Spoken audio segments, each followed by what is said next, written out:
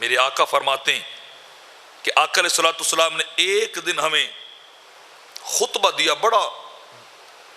رکت امیز سرکار نے خطبہ دیا، اور ہوا کیا کہ خطبہ رسول اللہ صلی اللہ علیہ وسلم ناصف وبکا رجل یدیہ، سرکار نے خطبہ دیا نا تو ایک بندہ سرکار کے سامنے بیٹھ کے رونے لگ گیا، وہ روتا رہا، ان سرکار کی باتوں کو سنتا رہا، آنسو بہاتا رہا۔ تو میرے آقا نے ارشاد فرمایا آج اگر تمام مومن بھی اتنے گناہ کر لیتے کہ وہ گناہ پہاڑوں کے برابر ہوتے تو رب کائنات اس ایک رونے والے کے صدقے سب کے گناہوں کو معاف کر دیتا۔ ایک رونے والے کی وجہ سے رب کائنات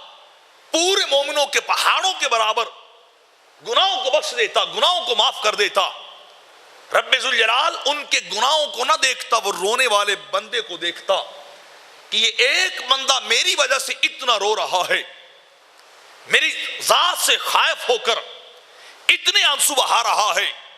کہ نیر پہ نیر اور جھڑیاں پہ جھڑیاں لگی ہوئی ہیں۔ میرے آقا فرماتے ایک کا رونا سب کو بخشوا دیتا، ایک کا رونا سب کو جنتی بنا دیتا، جہنم سے آزاد کروا دیتا۔ اور میرے آقا علیہ الصلوۃ والسلام نے فرمایا یہ شخص جو میرے سامنے بیٹھ کے رو رہا ہے نا، یہ اتنے درد سے رویا ہے کہ فرشتے بھی رونے لگ گئے ہیں، فرشتے بھی نیر بہا رہے ہیں، فرشتے بھی اللہ کی بارگاہ میں رو رہے ہیں، اور فرشتے رو کر اللہ کی بارگاہ میں یہ التجا کر رہے ہیں، یہ دعا کر رہے ہیں کہ اے باری تعالیٰ مہربانی کر ان رونے والوں کی شفاعت نہ رونے والوں کے حق میں قبول کر لے۔ باری تعالیٰ یہ تو رو رہے، کوئی نہیں رونے والا، کوئی پتھر دل ہے جسے اپنی خطائیں بھی یاد نہیں آتی، جسے اپنے کرتوت بھی یاد نہیں آتے، جسے اپنے گناہ بھی کبھی یاد نہیں آتے، اس کے کان میں کبھی جو بھی نہیں رینگی ہے، وہ تیرے دربار میں آ کے روتا نہیں ہے۔ باری تعالیٰ تو نہ رونے والے کو نہ دیکھ، تو رونے والے کو دیکھ، تو آنسو بہانے والوں کو دیکھ جو تیرے دربار میں آنسو بہا رہے ہیں،